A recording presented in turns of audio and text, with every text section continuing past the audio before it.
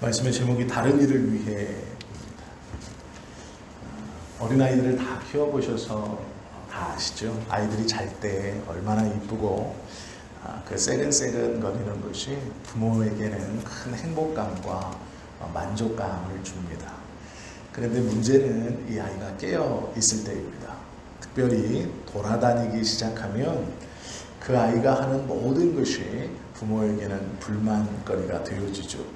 왜 이렇게 얌전하지 않을까? 왜 이렇게 잘 울까? 잘 넘어질까? 잘 부딪힐까?입니다.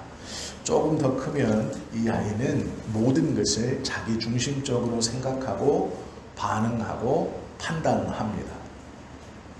왜 자기의 말을 들어주지 않았는가? 왜 자기의 기분을 미리 알아채주지 않았는가? 또 자기에게 필요한 것을 미리미리 알아서 해주지 않았는가에 대한 불만을 가지고 있습니다. 달과 6펜스라는 소설을 쓴 이 서мет이라는 작가가 어른들을 위해서 책과 인간이라는 책을 썼습니다. 이 책과 인간이라는 책에서 사람의 이기심을 노골적으로 그려보고 있습니다. 그러면서 이 책의 한 대목엔 이런 말이 있습니다. 가장 추악한 악덕이기는 하나 이기심이 없었더라면 우리는 오늘의 우리가 될 수 없었을 것이다. 그렇다면 우리는 없는 것과 무엇이 다른가? 하지만 우리는 끝없이 노력하며 이기심의 주장을 누르지 않으면 안 된다. 전력을 다하여 이기심을 억제할 때 비로소 훌륭한 생활을 할 수 있게 된다. 라는 것이 이 책과 인간의 한 내용입니다. 여기서 이 서met 작가는 이런 말을 하고 싶은 겁니다. 이기심은 참 나쁜 거지만 우리가 우리 될 수 있었던 것은 이기심 때문이다.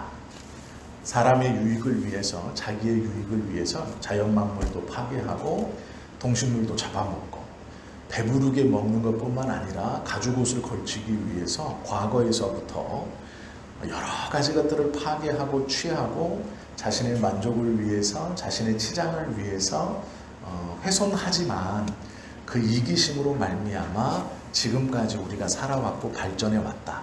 그러나 이제 우리는 우리의 그런 이기심을 누르지 않으면 얼마 안 있어 같이 멸망하게 될지도 모른다. 이런 내용입니다.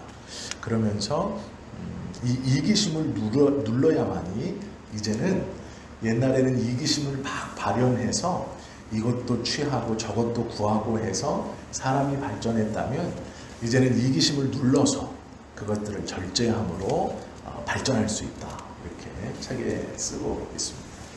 이기심이라는 것은 좀 나쁜 의미로 쓰여지기도 합니다. 그러나 사람의 이기심으로 여러 가지 것들이 발전하고 발달해 왔다는 것도 부인할 수 없죠. 신앙도 마찬가지입니다. 어떤 사람에게 신앙은 매우 자기 중심적입니다. 그리고 이기적인 신앙의 모습들을 봅니다. 내가 복받아야 되고 내가 잘 돼야 되고 내가 건강해야 된다. 틀린 것은 아닙니다. 모든 사람에게는 그러한 모습이 자연스러운 것이고 또 자연스럽게 드러나게 되어 있습니다. 하나님을 믿는데 나도 잘 돼야 되고 너도 잘 되면 좋고 나도 건강하고 너도 건강하면 좋은 것이지 다 같이 하나님을 믿는데 너만 건강하고 나는 약하고 너는 잘 되고 나는 잘 되지 않고 이것을 좋아하는 사람은 아무도 없습니다. 아마 예수님 외에 이렇게 산 사람은 없을 겁니다. 그런데 오늘 우리가요, 이 성경에서 나와 있는 베드로를 보려고 합니다. 베드로에 대해서 참 자주 봅니다. 그런데 오늘 본문은 조금 베드로를 다른 시각으로 보려고 합니다. 조금 자세히. 그러나 베드로가 처음에 이기적인 신앙 안에서 자신의 삶을 재고 재단하고 판단하고 그리고 끝까지 저항합니다. 그리고 예수님을 만났음에도 불구하고 우리의 모습처럼 끝까지 좀 잽니다. 그러다가 나중에 어떻게 되는가 그의 삶이, 그리고 결국 우리의 삶이 어떻게 될 것인가 그것을 좀 함께 보려고 합니다. 베드로는 예수님의 수제자입니다. 우리가 다 아시는 것처럼. 그런데 처음부터 예수님의 수제자라고 불리진 않았습니다. 그냥 우리 주변에 있는 평범한 아저씨라고 생각하면 됩니다.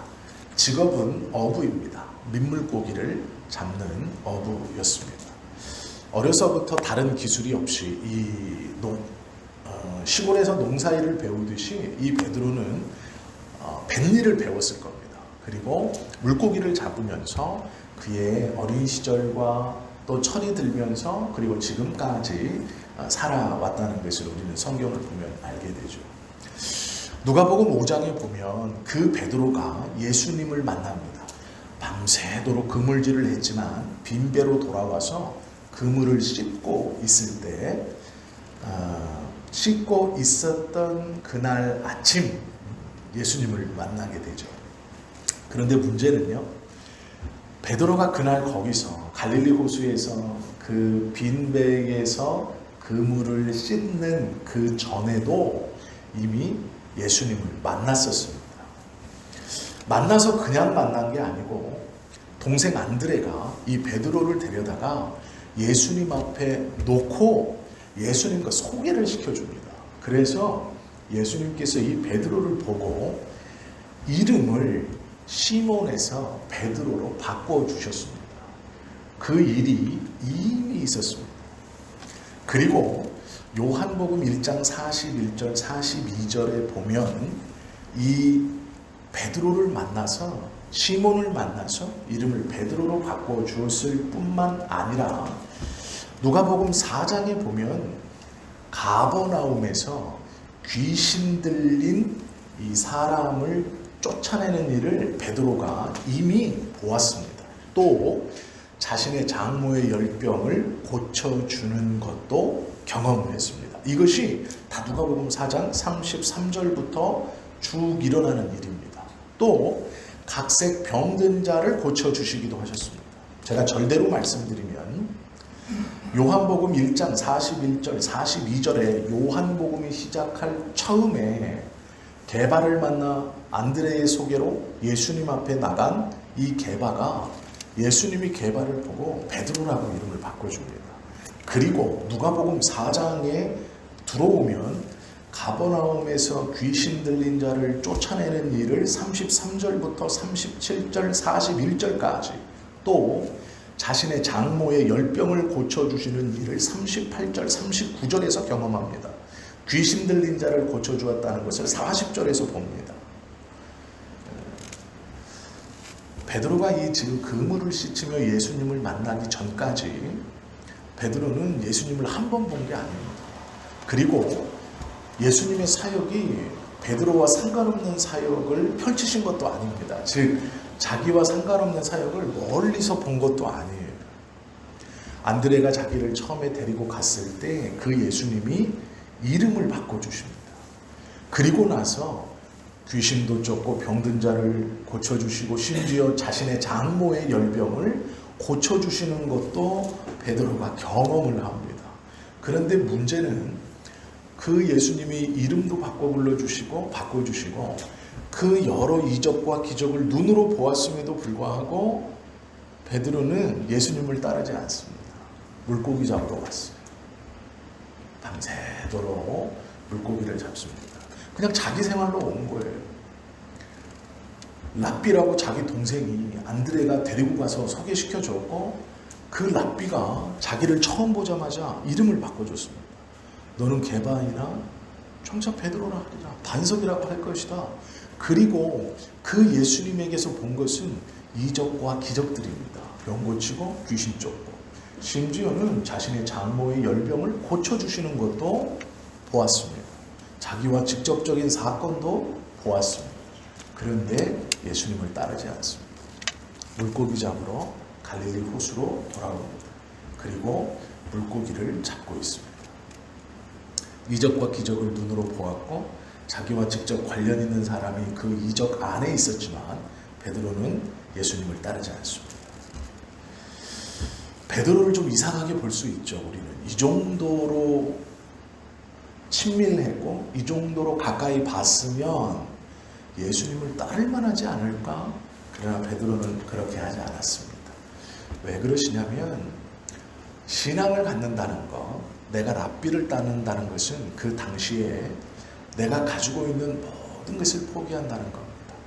말 그대로 베드로의 장모의 열병을 고쳤다는 것은 베드로가 결혼했다라는 의미입니다.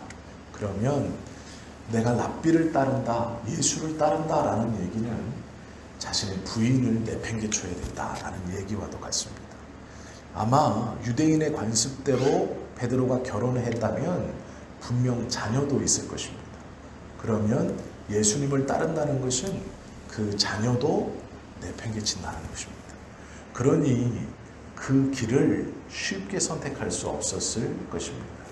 이적과 기적을 보았고 자신의 장모의 병도 고쳐주었지만 그 예수님을 따른다는 것은 자신의 식구는 물론이요 자신의 피부치조차도 버리고 쫓아야 된다는 이야기가 됩니다. 그러니 함부로 결심할 수 없습니다. 그래서 다시 자신의 일터인 갈릴리 호수로 와서 물고기를 잡고 있는 것이죠. 그리고 밤이 맞도록 그물질을 했지만 허탕쳤습니다. 그때 우리가 잘 아시는 것처럼 예수님이 다가왔고 깊은 데로 가서 그물을 내려라 라고 말씀하십니다. 이때가 정오입니다. 해가 중천에 떠 있을 때입니다. 해가 중천에 떠 있을 때 물고기를 잡는 게 뭐가 그렇게 잘못된 것인가? 깊은 데로 가서 그물을 내리라는 게 뭘 그렇게 잘못된 것인가? 라고 생각하실 수 있지만 지금의 그물과 이때 당시의 그물은 다른 그물입니다. 지금은 그물이 촘촘하고 얇아서 사람이 들기에도 가볍습니다. 그러나 이 당시의 그물은 굉장히 두껍습니다. 그리고 무겁습니다. 그래서 물을 먹으면 물고기가 없어도 그 깊이 빨려 들어간 그물을 끌어올리기는 여간 어려운 일이 아니었습니다. 그리고 그물과 그물 사이도 굉장히 그물이 한 올이 두껍고 거칠어서 이것을 대낮에 보이는 대낮에 던지면 물고기가 그게 내려오는 것이 다 보입니다. 그래서 다 도망치는 거예요. 그래서 낮에는 그물질을 하지 못합니다. 그물 자체가 지금처럼 싹 던지면 쫙 퍼져서 밑으로 싹 가라앉아서 당기면 이게 이렇게 보자기처럼 쌓여가지고 딸려 나오는 게 아닙니다. 말 그대로 한밤중 그물이 보이지 않을 때 조용히 가서 낮은 데에서 그물을 넓게 펼쳐서 그 물고기가 도망가기 전에 그걸 양쪽에서 뜰채 뜨듯이 얼른 들어 올려야 되는 것이죠. 이렇게 가둬서 잡는 게 아니고 그물을 그 밑으로 깔아서 배와 배 사이에 연결해 놓고 그것을 눌러가면서 물속에 잠궈서 가다가 한꺼번에 이렇게 들어 올리는 겁니다. 지금의 그물질과는 완전히 다른 그물질입니다. 근데 예수님께서 해가 중천에 떠 있을 때 깊은 데 가서 그물을 내려라라는 것은 그 당시에 물고기를 잡던 방법과는 완전히 반대되는 방법입니다. 나 혼자 물고기를 잡더라도 낮은 곳에서 저녁에 확 퍼뜨려서 그것을 혼자서 열심히 반대쪽은 배에다 묶어놓고 반대쪽을 최대한 멀리 던져서 빨리 걷어올려 물고기가 빠져나가기 전에 오므려야 하는 것이죠. 그렇지 않으면 양쪽을 배 두 개에다 묶어놓고 호수를 살짝 지나갑니다. 그리고 물고기가 있는 것이 보이면 신호를 해서 둘이 얼른 걷어 올려야 했습니다. 물고기는 이렇게 잡는 것이지 대낮에 그 두꺼운 그물코를 가지고 물고기가 있다고 거기다 벌리면 물고기는 보고 도망갑니다. 잡히지 않습니다. 그런데 예수님께서 깊은 데로 가서 정오에 그물을 내려라 하니까 이건 쉽게 순종할 수 없는 이야기입니다. 그러나 베드로가 지켰다는 것은 그 전에 자기가 눈으로 보았던 그런 이적과 경험들을 보았기 때문에 순종한 것이죠. 그래도 베드로는 예수님을 따른다고 이야기하지 않습니다. 예수님을 따른다는 것은 자신의 처자식을 버려야 하는 것과 같은 의미였기 때문에 그걸 쉽게 따를 수 있다라고 말할 수 없는 것입니다. 예수님의 제자들이 왜 계속해서 하나같이 예수님이 왕이 되면 내가 높은 자리에 앉을 거야 라는 것을 다퉜는지 아십니까? 뒤에 두고 온 처자식 때문입니다. 조금만 고생해. 내가 따라다니는 이 스승이 한 자리 할 것 같아. 이 스승이 왕이 될 것 같아. 우리 집안은 피는 거야. 기다려. 조금만 기다려. 어떤 의미인지 아시겠죠? 그 당시에 내가 예수님을 따른다는 건 내 처자식을 내가 다시 돌아갈 때까지, 내가 다시 먹여 살릴 때까지 그들끼리 살아야 된다는, 아니면 친척들끼리 먹여야 된다는. 그러니까 베드로가 나중에 또 고기 잡으러 갑니다. 예수님을 부인하고 나서. 왜요? 예수님이 왕 돼서 호강시켜 주기는 글렀거든요. 그러니까 얼른 물고기 잡아가지고 먹여 살려야죠. 약 3년 동안 굶겼는데, 내팽개쳤는데. 자기는 예수님 쫓아다니면서 밥은 안 굶었지만 자기를 쫓아다니는 예수님을 쫓아왔을 베드로의 부인과 그의 자녀들은 아마 아버지가 물고기를 잡아서 그날 갖다 주는 것만큼의 생활을 이어가지 못했을 겁니다. 예수님을 믿는다는 것은 절대로 쉬운 일이 아닙니다. 부르신다고 예하고 뛰어나간다는 것은 절대로 쉬운 일이 아닙니다. 내 처자식을 다 버리고 간다는 얘기예요. 내가 그의 제자가 된다는 것은 쉽지 않습니다. 그럼 그가 부요한 자냐 부자냐? 그렇지 않습니다. 가난한 자이고 그도 아버지 없이 정말로 가난한 동네에서 홀어머니 모시고 형제들 줄줄이 딸리고 그렇게 큰 사람입니다. 이 사람이 정말 성공하지 못하면 죽도 밥도 안 되는 것이죠. 그러니 그 따라가는 게 쉬웠겠습니까? 쉽지 않았습니다. 그러니 그 이적과 기적을 보고도 마음에 고민하는 것이죠. 뭔가 다른 거는 같은데 그래도 아니지. 내 처자식 누가 먹여 살리나?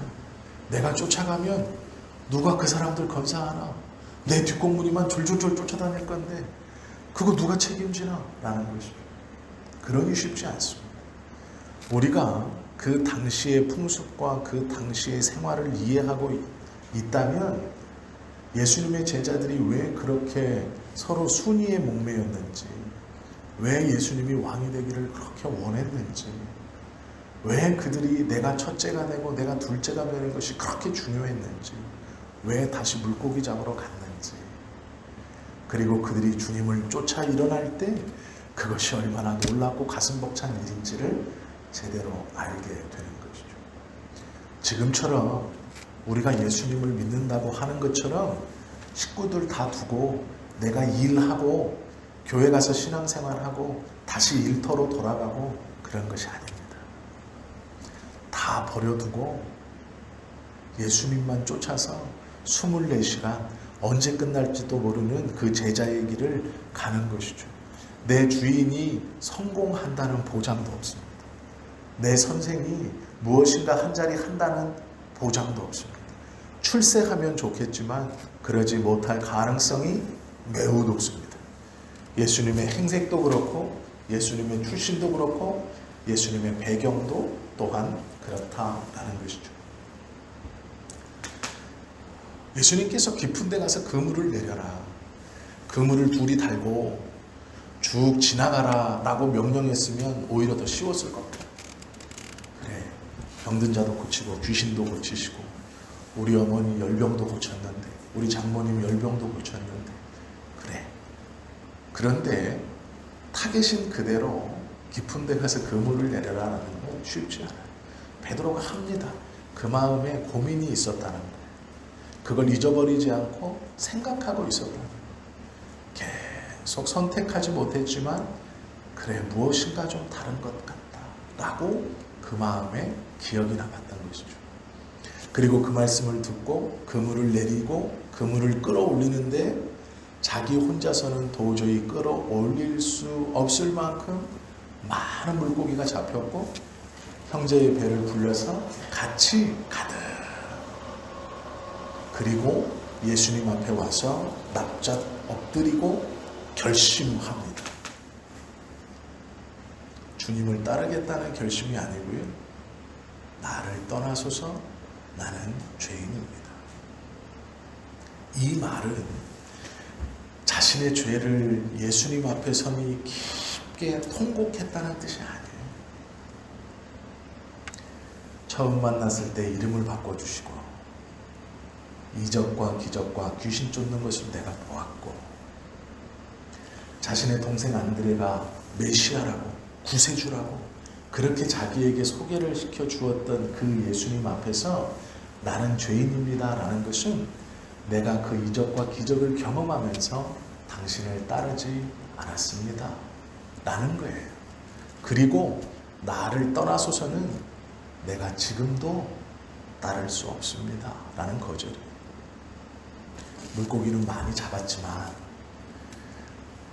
장모님의 열병을 고쳐줬던 나와 관계 있는 사람에게 베푼 이적이 아니고 이제 나에게 내 상식으로는 도저히 이루어지지 않는 그 물고기를 대낮에 혼자서 그물을 내려서 가득 2배가 가득 차게 잡는 그 이적을 내가 경험했지만 나는 따르지 못한다는 거예요. 왜요? 예수님을 따른다는 건 자신의 처자식을 버린다는 거예요. 다 포기한다는 거예요. 예수님을 따르는데 그것도 못 버려? 누가 그렇게 말할 수 있습니까? 세상에 어떤 누가 그렇게 말할 수 있습니까? 예수님을 따르는데 처자식을 왜 못 버려? 누가 그렇게 말할 수 있습니까? 그럴 수 없죠. 그렇게 말하면 안 되죠. 베드로가 주님 앞에 엎드려서 주여 나를 떠나소서 나는 죄인입니다 라고 말하는 건 나는 지금도 당신을 따를 수 없습니다 라는 거예요. 이제 나에게 이적과 기적을 베푸시는 거 압니다. 제 생각에 제가 그 당시에 베드로였다면 예수님이 무서웠을 거예요. 왜요? 점점 좁혀오거든요. 안드레가 불러서 처음에는 못 모르고 갔어요. 처음 보자마자 이름을 바꿉니다. 세상에 이름을 바꿔주는 건 하면 안 되는 짓이에요. 처음 본 사람이 내 이름을 바꿔준다. 아니에요. 이름을 바꿔주는 건 권위자만 할 수 있는 거예요. 자타가 공인하는 권위자.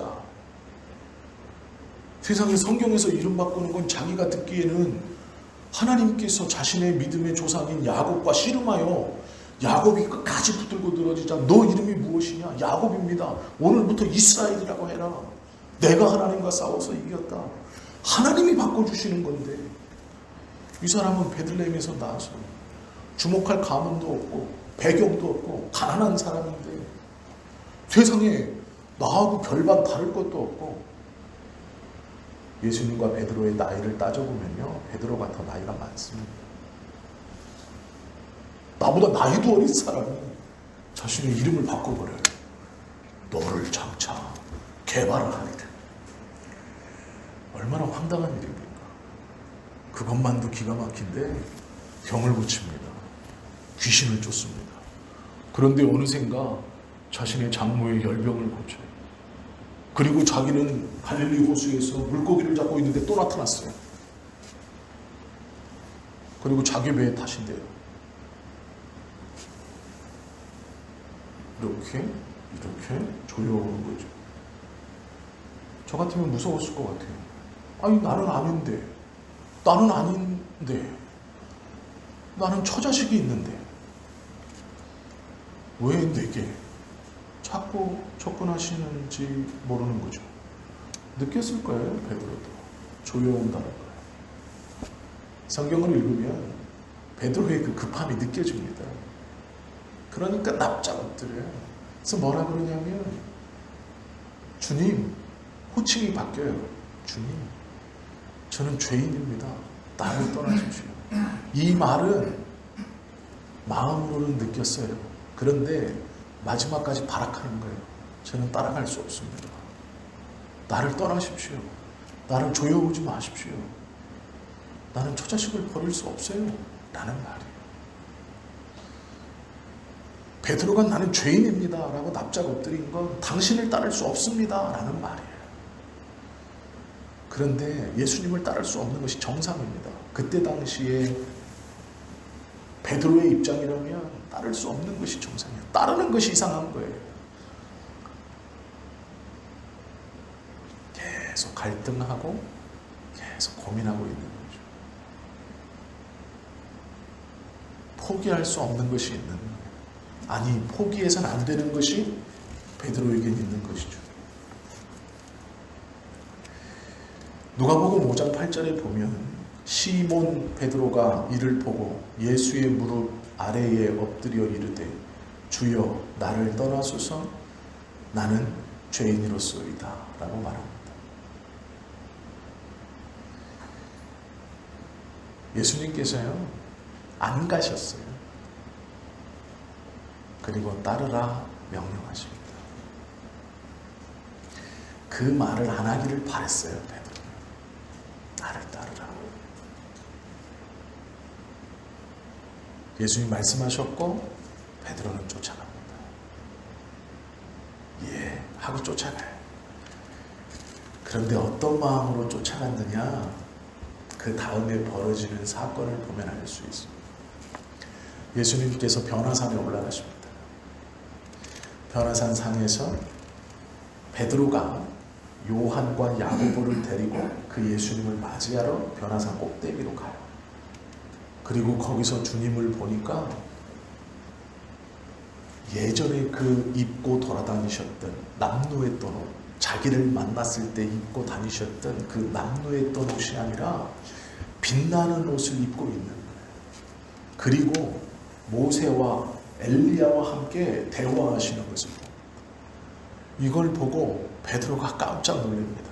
그리고 말해요. 9장 33절입니다. 두 사람이 떠날 때에 모세와 엘리야가 대화를 마치고 떠났습니다. 예수님 혼자 남으셨죠.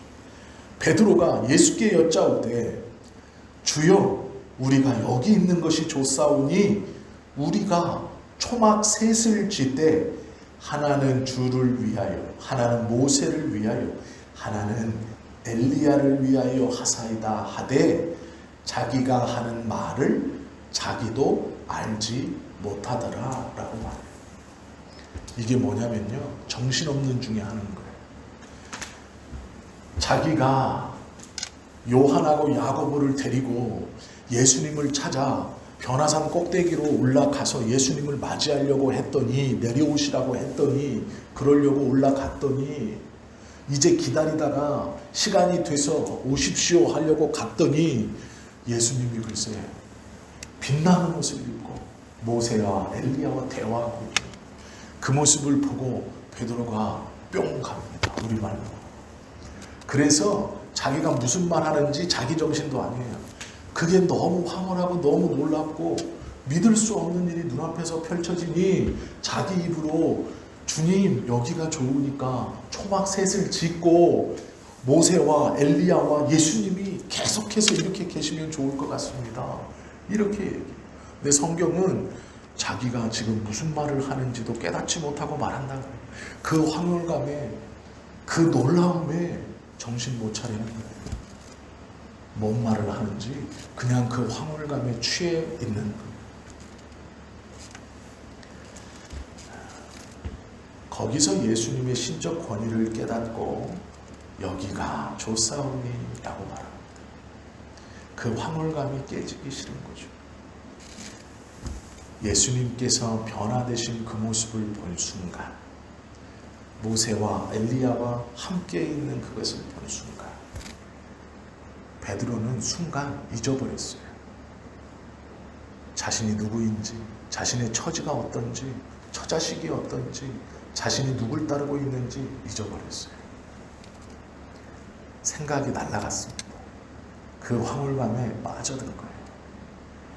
그리고 모든 것을 다 잊은 사람처럼, 자신의 환경과 처지를 다 잊은 사람처럼 갑자기 초막 셋을 짓자고 이야기한다라는 것이죠.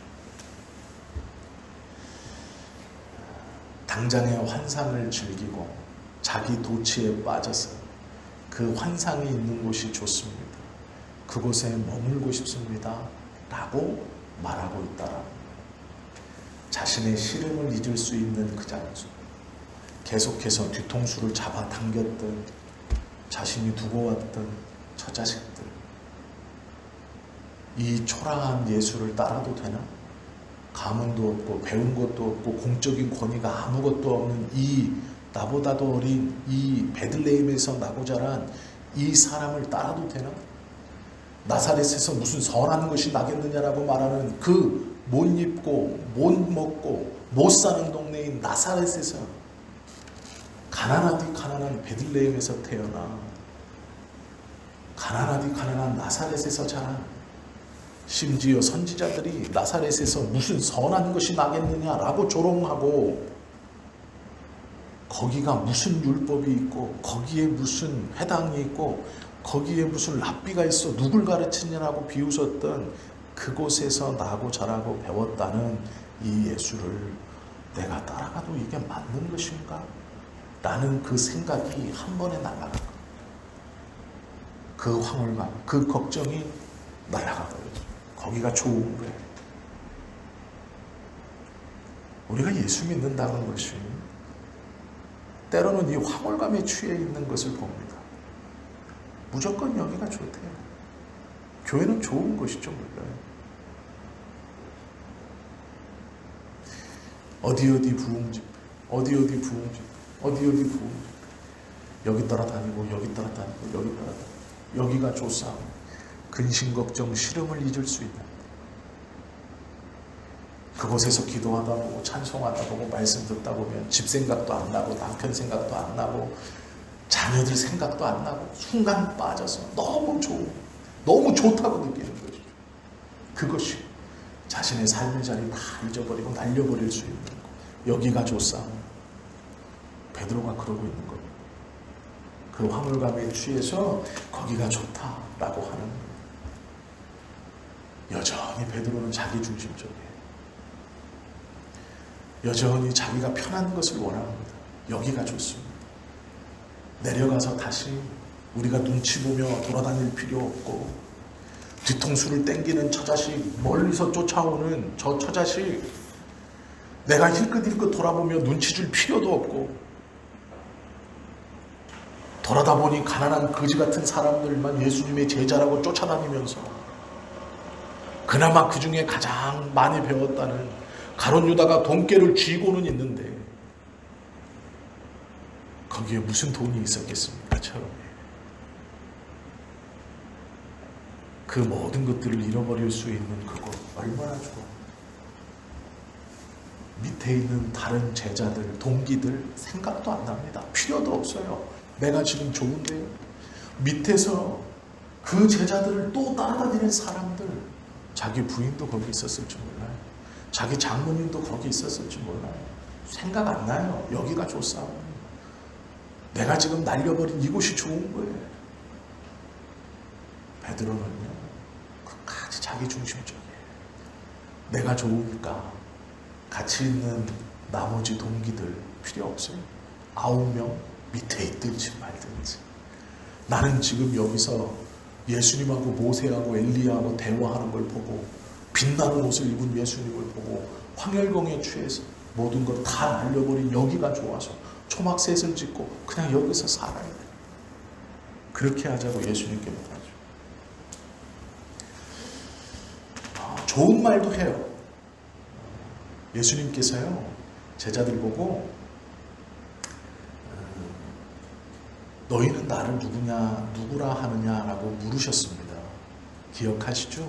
그때 베드로가 나와서 주는 그리스도시요 살아계신 하나님의 아들입니다 라고 말해요. 참 멋있는 말이죠. 그런데 이 멋있는 말이요, 왜 멋있는 말이냐면 우리의 생각에 그동안 예수님께서 베풀어 주신 기적과 이적을 그렇게 가까이서 보고 듣고 했는데, 그렇다면 예수님이 말씀하신 바대로 누구라도 주는 그리스도시요 살아계신 하나님의 아들입니다 라고 고백할 수 있어야 됐어요. 특별히 요한복음에 보면 오늘 이 본문 20절에도 이렇게 말해요. 베드로가 돌이켜 예수께서 사랑하시는 그 제자가 따르는 것을 보니, 이 제자가 어떤 제자냐면 요한이에요. 그는 만찬석에서 예수의 품에 의지하여 주님 주님을 파는 자가 누구오니까 묻던 자다. 요한이 왜 그 말을 못했을까요? 요한은 먹을 때도 이렇게 비듯이 누워서 바닥에 누워서 음식을 먹거든요. 여기다가 우리로 말하는 베개를 캐고 누워서 식사를 했어요. 이게 랍비의 특권입니다. 제자들의. 이게 귀족들이 하던 짓이에요. 위가 최대한 늦게 차는 그거랍니다. 심장의 반대쪽으로 누워서 음식을 먹는 거. 음식을 먹기가 불편하니까 옆에 종들이 서 있다가 손짓하면 그 접시를 가져다가 앞에다 놓으면 누워서 천천히 먹는 거예요. 천천히. 음식을 최대한 많이 먹기 위해서. 그리고 이 사람들이 다 먹으면 일어나서 하는 짓이 뭐냐면 일어나서 뒤로 돌아가서 오바이트를 한 다음에 다시 와서 먹는 거예요. 똑같은 자세. 이게 로마인 귀족들이 하는 짓이었어요. 유대인의 랍비들도 이 로마의 귀족들이 하는 대로 먹었습니다. 반쯤 누워서. 저희처럼 앉아서 먹는 게 아니에요. 의자에서 앉았거나 뭐 이런 게 아닙니다. 바닥에 반쯤 누워서 먹어요. 천천히 집어먹습니다.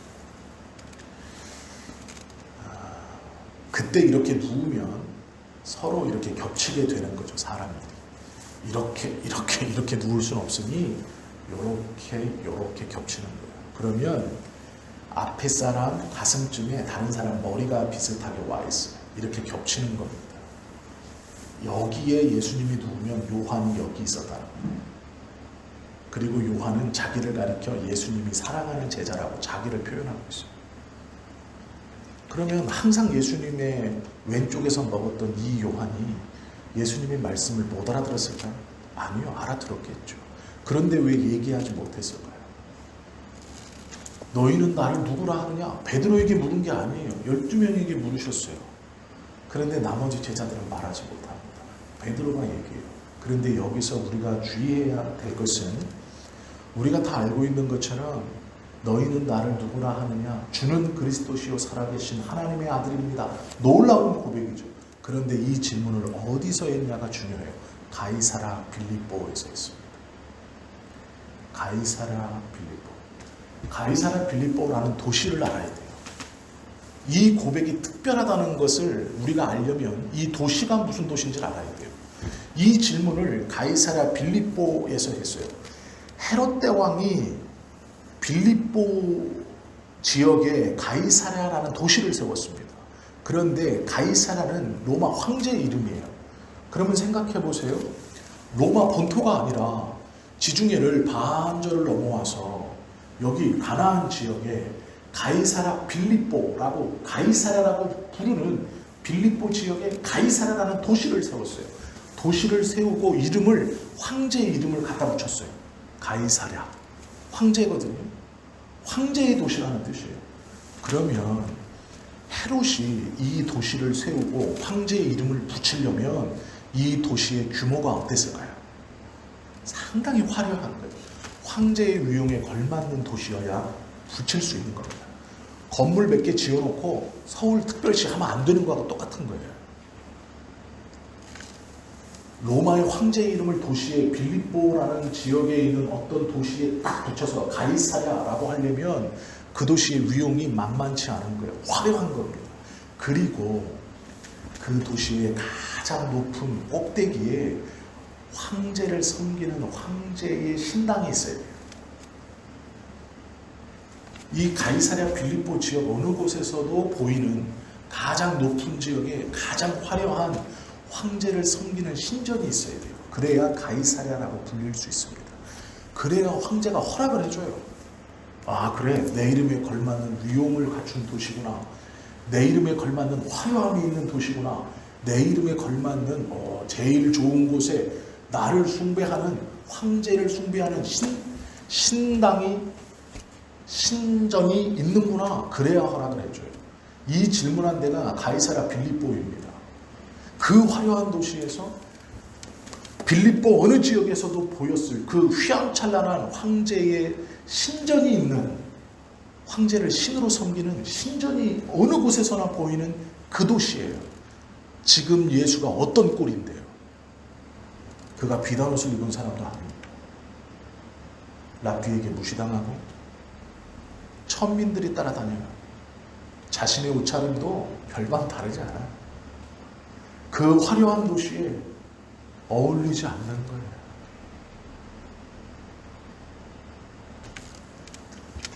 사람들에게 물어요. 사람들이 나를 누구라고 하세요? 엘리야라고 하고. 이게 좋은 얘기가 아니에요. 우리가 생각할 때 엘리야는 불의 종이고 능력의 종이죠. 예수님 보고 사람들이 불의 종, 능력의 종이라고 말하는 것 같죠? 아니에요. 엘리야는 광야에서 살았어요. 엘리야는 도시에서 있던 선지자가 아닙니다. 광야에서 사막을 돌아다니던 선지자예요. 지금 예수님께 뭐라고 그러냐면, 너는 능력도 있고 그래. 그런데 폼이 엘리야 같아. 무슨 말이에요? 광야에서 돌던 선지자 같아. 지팡이 하나 딱 들고 호줄우레한 옷 걸치고 광야에서 그냥 여기저기 떠돌면서 하던 그 엘리야 같아라고 말하는 거예요. 그러니까 예수님이 기뻐하지 않아요. 제자도요 자신 있게 얘기하지 않아요. 엘리야라고 합니다. 그건 조롱하는 거예요. 네가 하나님의 말씀을 전하는 랍비라고 하지만 네 행색을 봐라. 광야에서 사역하는 그 옛날 그 선지자 같아. 부실부리하게 입고 다녔던, 지팡이 하나 들고 다녔던, 그렇게 말하는 거예요. 그러니까 예수님이 너희는 나를 누구라 하느냐라고. 어디에서요? 가장 빌립보 지역에서 화려한 가이사랴. 12명의 제자들이 말하지 못하는 거예요. 왜요? 자기의 눈으로 보고 있거든요. 이 화려한 도시에서. 나도 거지같이 입었지만 예수님도 거지같이 입었는데, 거지같이 입은 예수님이 사람들이 엘리야라고 말한다고 얘기했어요. 거지같이 입었습니다. 이렇게 놀립니다. 근데 예수님이 그럼 너희는 나를 누구라고 하느냐라고 물어요. 너희는? 우리도 엘리야 같죠. 이렇게 베드로가 말하는 거예요. 거기서 그 화려한 도시에서 주는 그리스도시. 이거 말할 수 없는 말이에요. 어울리지 않아요. 그게 베들레헴 총구석이에요. 다 못 살고 다 무너진 건물이고 다 그냥 아스팔트 길, 다 흙바닥이고 다 그냥 논두렁이고 사람들이 그냥 다 난민구 하나 있고 밭에서 일하고 있는데 이렇게 지나가다가 너희는 나를 누구라 하느냐? 엘리야라고 합니다. 그래, 내가 잘 어울리지. 엘리야처럼 능력을 행하고. 거기서 물은 게 아니에요. 명동 한복판에서, 여의도 한복판에서, 강남 한복판에서, 어디 충청도 서천에서 올라와가지고 하얀색 고무신 신고 지금 돌아다니면서 몇 명 데리고 다니는, 그렇게 물었다고 생각하시면 정확해요. 근데 거기서 베드로가 뭐라고? 주는 그리스도시요 살아계신 하나님. 그러니 예수님이 깜짝 놀라는 거예요. 이 말을 하게 하신 건 네가 아니다. 하나님이다. 고백할 수 없는 곳에서 고백하거든요. 가이사랴 빌립보가 어떤 도시인데요? 황제의 이름을 딴 도시예요. 그만큼 화려한 것이 없어요. 그 황제의 신전이 가장 높은 곳에 화려하게 서 있어요. 그 아래에서 지금 고백하는 거예요. 그러니까 예수님이 이 고백은 네가 하는 게 아니에요. 아니다 라고 말씀하시는 거죠. 베드로가 이렇게 고백하고요. 예수님께 칭찬을 듣습니다. 그리고 나서 예수님께서 제자들을 돌아보시면서 죄송합니다. 예수님께서 제자들을 돌아보시면서 말씀하시죠. 십자가에 달려 내가 죽어야 할 것이다 라고 말씀하세요.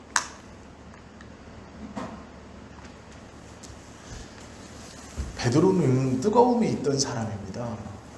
예수님의 옆에 괜히 수제자로 인정받은 게 아니에요. 고백할 수 없는 곳에서 고백했어요.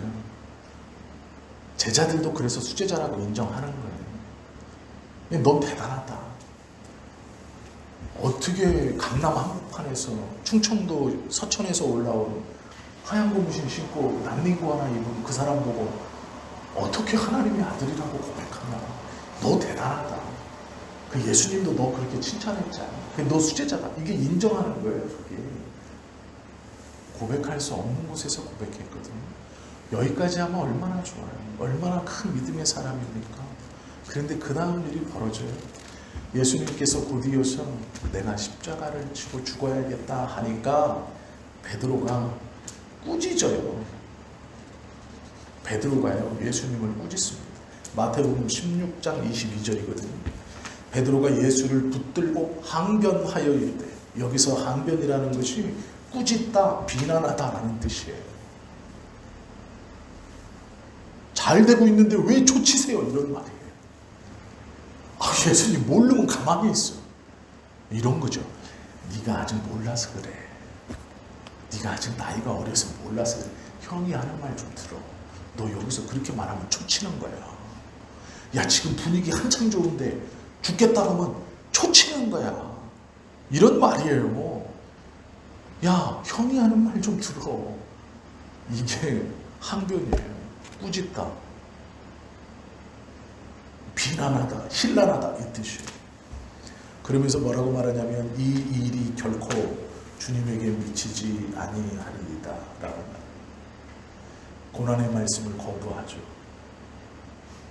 하나님의 뜻이라는 걸 생각지 않고 우선 오는 고난을 거부하는 거예요. 가만히 보세요. 베드로의 이 고백이요, 우리의 신앙의 모습하고 참 많이 비슷해요.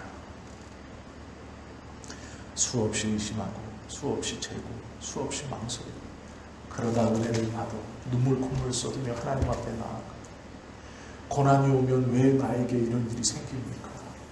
하나님의 뜻은 안중에도 없고 이거 떠나가게 해주십시오. 이거 해결하게 해주십시오. 그것이 믿음이라고 생각해요. 울고 불고 이 고난은 내 고난이 아닙니다. 베드로의 모습이 우리의 모습과 참 비슷해요. 제사장의 종들이 예수님을 잡으러 와요. 그때 베드로는요, 칼을 갖고 있다가 성경에 말고라고 되어 있는데 그 제사장의 종의 귀를 잘랐대요. 그러니까 예수님이 얼른 그 떨어진 귀를 다시 붙여주시고 베드로에게 칼을 집어넣어. 칼로 흥한 자는 칼로 망한다. 이렇게 말해요.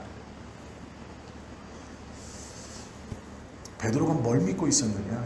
거기서 나와요. 예수님이 베드로에게 뭐라 그래요? 네가 칼을 믿고 있느냐? 그 칼 때문에 망한 거다. 이렇게 얘기하시고 그 은혜를 고백했던 베드로가 믿고 있는 것이 칼이에요. 고작 30cm도 되지 않는 칼. 예수님이 그거 믿으면 그것 때문에 망한다라고 말씀하시는 거예요. 그리고 나서 예수님이 잡혀갑니다. 베드로가 쫓아가요. 우리가 다 아는 것처럼 예수님이 뜰 안에 계시고 베드로는 문 밖에 있었어요. 불을 쬐고 있는데 너도 예수당이지? 하니까 아니라. 아니야, 너 예수당 맞잖아. 너의 말투 들어보니까 너 갈릴리 말투인데? 예수님 제자들이 다 갈릴리 사람이던데? 너 갈릴리에서 왔잖아. 아니야. 몇 번 물었어요? 3번 물었죠. 그런데 우리는요, 이 3번이 연속이라고 생각해요. 연속 물은 게 아니에요. 2번을 묻고 누가복음 22장 59절을 제가 읽어드릴게요. 뭐라고 시작하는지 잘 보세요. 누가복음 22장 59절 60절 1시간쯤 있다가 얼마쯤 있다가요? 1시간쯤 있다가 2번 묻고 1시간 지났어요. 그러면 생각해 보세요. 주님이 잡혀 들어갔는데 나보고 너 예수당이지? 아니야. 너 말투 들어보니까 예수당인데? 아니야. 그리고 3번 물은 게 아니에요. 1시간 있었어요. 1시간. 그러면 무슨 생각을 했겠어요, 속으로?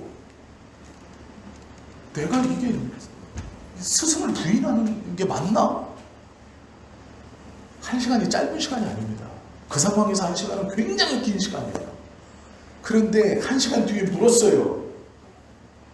1시간쯤 있다가 또 한 사람이 장담하여 이르되 이는 갈릴리 사람이니 참으로 그와 함께 있었느니라. 베드로가 이르되 이 사람아 나는 내가 하는 말을 알지 못하노라 하고 아직 말하고 있을 때에 닭이 곧 울더라. 1시간 후에 1시간이면 회개하고도 남을 시간입니다. 2번 부인했던 거를 통곡하고도 남을 시간이에요. 1시간 15분도 아니고 1시즌도 아니고 1시간 연속으로 3번 부른 게 아니에요. 2번 묻고 1시간이 지났어요. 그런데 장담을 해요. 난 아니다. 그 자리를 떠나지도 못해요. 그런데 문제는 2번 묻고 아니라고 하니까 아닌가?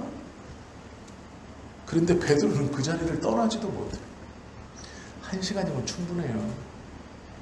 결단을 하든지 떠나든지 그냥 도망가든지 아유 걸릴 뻔했네 도망가든지. 그런데 베드로는 도망도 못 가요. 왜요? 내가 주님을 모른다고는 했지만 잡혀있는 주님을 내가 저버리고 돌아설 용기도 없어요.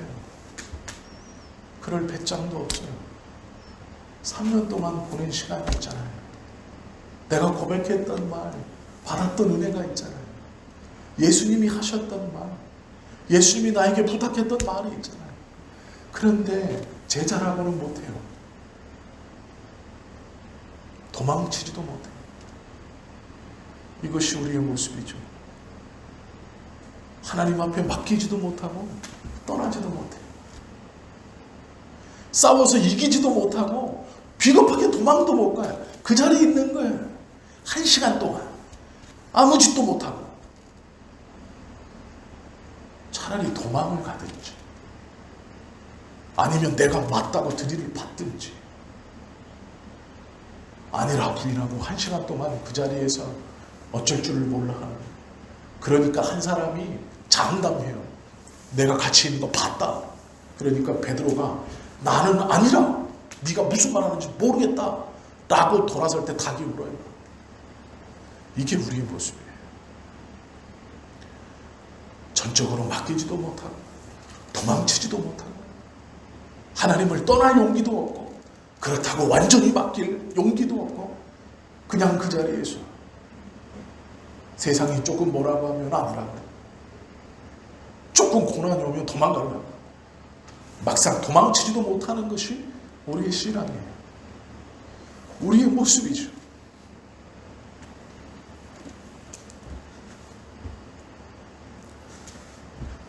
그런데 또 놀라운 것은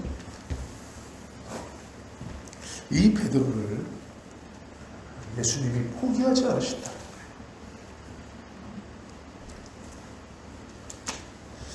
베드로는 다시 물고기 잡으러 갑니다.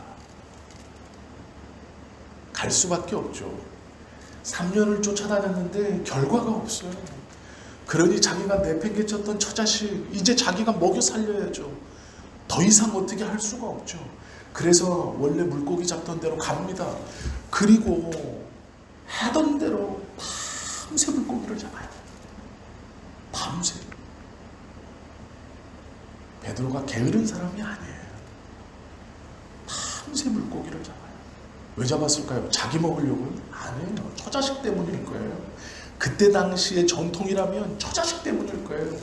내가 예수를 따라다닌다고 내팽개쳤던 내 자식들 이제 먹여야지. 이제 이걸 키워야지. 그러니 다시 거기로 가서 그물을 지난 거예요. 밤새도록 못 잡습니다. 빈 배로 오는데 예수님이 찾아와요. 그래서 아침 먹어라. 너 수고했다. 그리고 물어요. 네가 나를 사랑하느냐? 베드로가 우리하고 똑같습니다. 우리에게 누가 너 하나님 안 믿지? 그러면 버럭 화를 내요. 내가 왜 안 믿어? 그럼 하나님한테 다 맡길 수 있어? 그것도 못하죠. 아니, 다 맡길 수는 없죠. 부인도 못하고,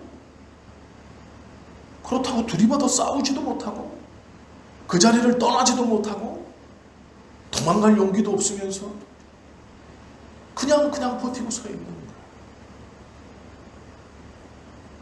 세상이 덤비면 꼬리를 내리고, 그래도 그래도 은혜를 아니까 결국은 자기 원래대로 갑니다. 그 자리에 머물러 있으면요, 결국 우리도 자기 원래대로 갈 거예요.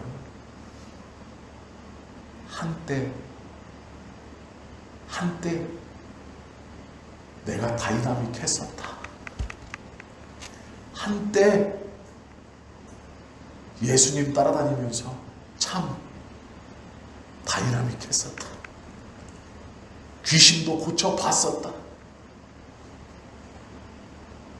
그리고 자기 자리로 가야 돼요. 그 수밖에 없죠. 처자식이 있는데, 살아야 되는데, 살아가야 되는데. 참 감사한 거, 예수님이 찾아오신 날 안 잊어버리셨어요. 처음 만나서 이름을 바꿔주셨던 예수님이 그 자리에 오셔서 바뀐 이름으로 불러요. 바꿔주신 이름으로 불러요.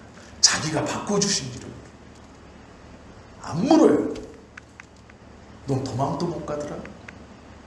너는 인정도 못하더라? 안 물어요. 왜 그 자리를 뱅뱅 안 물어요? 내가 나를 사랑하느냐? 그냥 그것만 물었어.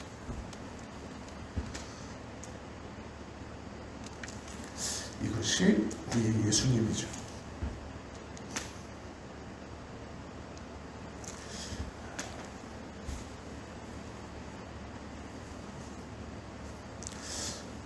예수님은 의도가 있었습니다. 두 가지 의도가 있었어요. 하나는 베드로에게 쓰라린 기억을 기억나게 하시는 거예요. 쓰라린 기억. 부인한 것, 그것을 기억하게 하시려고 3번 부르시는 거예요. 네가 나를 3번 부인했다라는 것을 기억나게 하시는 거예요. 그래서 3번 부르세요. 그 쓰라린 기억. 그리고 사랑하느냐고 물으신 것은 부인한 것을 덮으라는 얘기예요. 사랑하느냐? 이것은 희망을 주신 거예요. 즉, 쓰라린 기억을 떠오르게 하면서 그 쓰라린 기억을 덮어 이겨라 라고 말씀하시고, 이것이 예수님이 우리를 부르시는 모습이고 우리를 끌고 가시는 방법이에요. 배신의 모습, 자기 중심적인 신앙, 끝까지 망설이면서 이러지도 못하고 저러지도 못했던 그 신앙인, 그 연약한 신앙을 가지고 있는 베드로를 부르셔서 그 상처를 생각나게 하세요. 너의 부인, 그리고 사랑하느냐 물으시면서 그것을 치유하게 하세요. 되었다. 하나님이 나에게 주셔서 내가 신실하고 충성되고 순결하게 지켰던, 하나님이 나에게 맡겼던 사람들, 이제 내가 너에게 맡긴다라고 말합니다. 내 양을 치라는 그런 의미입니다. 하나님께서 예수님에게 맡겼던 사람, 이제 예수님이 베드로에게 맡길 거라고 얘기합니다. 이것은 자기 중심적인 신앙을 갖고 있었던 베드로, 이러지도 못하고 저러지도 못하고 갈팡질팡했던 베드로, 즉 우리에게 하나님이 나에게 맡겼던 그것을 내가 이제 너에게 맡기겠다 이렇게 말하는 거예요. 그 사람이 지금 내 옆에 있는 성도들이에요. 나와 함께 예배하고 있는 사람들이에요. 내가 그에게, 예수님이 나에게, 저 사람을 나에게 맡겼고 저 사람에게 예수님이 나를 맡긴 거예요. 그게 우리예요. 그게 우리를 끌어가는 모습이에요. 그리고 나서 뭐라고 그러느냐. 제일 마지막 말씀을 보세요. 18절 말씀을 보세요. 내가 진실로 진실로 내게 이르노니, 이건 진짜라는 거예요. 야, 이건 꼭 이루어진다. 두 번 말씀은 진실로 진실.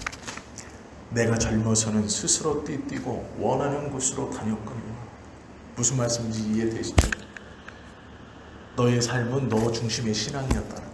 네가 하고 싶은 대로 했을지만 늙어서는 이제 지금부터는 내 팔을 벌리리니 남이 내게 띠띠우고 원하지 아니하는 곳으로 데려가리라.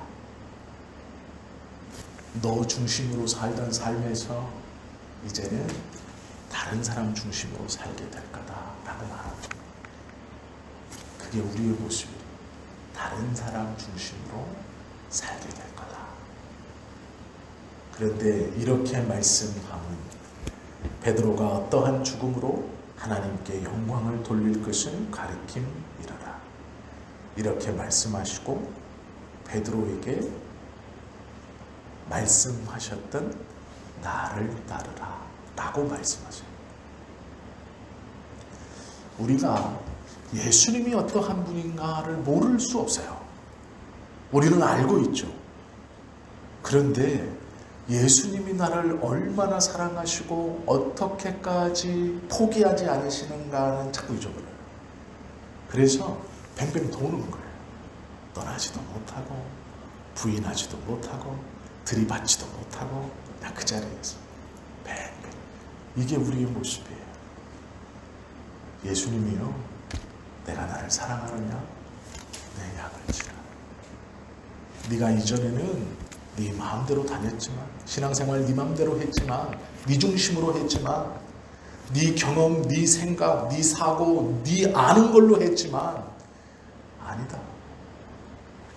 이제는 남이 너를 데리고 다닐 거야. 다른 사람을 위해서 살아가야 한다.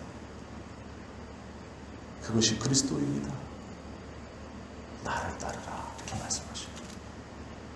오늘 우리에게, 우리의 교회에게 그러고 있다.